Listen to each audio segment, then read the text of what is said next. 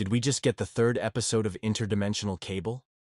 The episode starts off with a shit movie franchise called Maximum Velocity playing. Rick isn't too happy with what the series has become, and pisses all over the TV screen to show his disappointment. Not only that, but he plans to show whoever's in charge what he thinks. Rick teleports to Warner Brothers, only to find out that James Gunn is in charge of the project. James Gunn tries to explain to Rick that creating movies is hard. Rick explains that what the franchise needs is a touch of Rick and Morty. Rick teleports back home where he invents the Movielizer, a device that makes movies at the speed of thought. Rick types into the machine to make them care, but the Movielizer malfunctions, pulling them into the script. While Rick and Morty are trapped inside the script, Jerry can assist them from the outside by typing prompts into the machine. Rick figures out that they can escape once the story is over. But the story still needs an antagonist and a third act to finish. Rick and Morty plan on bringing Baron Thistle back to life. He was the main antagonist of the series, but Rick killed him using the Movielizer. Rick and Morty succeed in bringing him back to life using lightning, but he attacks Morty, causing Rick to kill him again. During the attack, Morty got bit, turning him into a cactus person and becoming the antagonist himself. Morty will pretend to be the son of Thistle, while Rick breaks Tenenbaum out of jail and reunites him with the Robo-Trees, so Morty can later on kill him just like his father planned.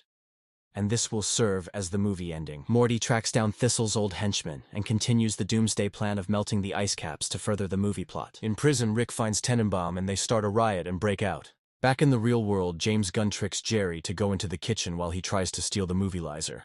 The Robo-Trees, now with Tenenbaum again, confront Morty and his crew to stop Doomsday.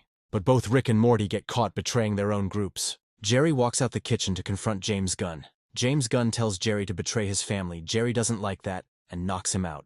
Rick has Jerry take some Adderall and helps them using the Movielizer to get back on course. For the finale, the Robo-Trees confront Rick. Tenenbaum comes to Rick's defense, only for Rick to reveal the truth in that he planned on killing Tenenbaum all along. Then Rick reaches into his coat. Tenenbaum shoots because he thinks it's a weapon, but it turns out to be an ornament that Tenenbaum had given him as a gift.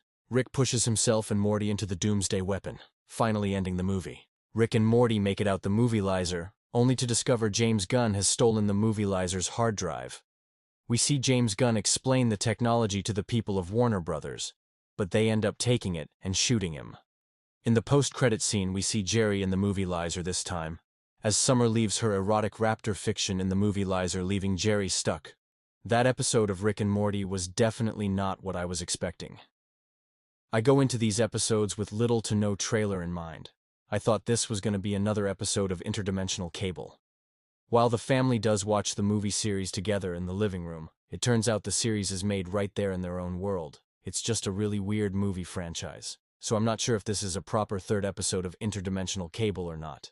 Leave a comment if you think this counts or not. This episode definitely wasn't the best of Season 8, but there were a lot of good moments. I really like Rick pissing on the screen because he didn't know how to express his disappointment. I also really liked Morty pushing Rick around towards the halfway point of the episode. Morty is now 100% comfortable with pushing back against Rick, and Season 8 really shows this. And of course, the writers were also talking to us, the viewers, in this episode, explaining how series are hard to create along with the struggle of never being able to please fans. The James Gunn and Zack Snyder cameo were definitely not expected. Jerry has slowly turned into one of my favorite characters in the entire series, and I really liked him beating up James Gunn. I thought that was pretty funny. We also find out through Zack Snyder that Rick sealed Christopher Nolan in a giant bookcase, because Rick thought Interstellar was bad. Interstellar is one of my favorite movies of all time. It would be typical Rick to think that that movie is bad. Besides those good parts, I really didn't care for any of the characters like the Robo-Trees. There were some parts of the episodes that were quite boring and just didn't stand out to me. It's probably one of the worst episodes of Season 8 so far. Definitely not the worst, but far from the best. Anyway, that's all for this week of Rick and Morty. I'll have more content on the channel soon. And as always, I'm just a side character, and I'll see y'all next time.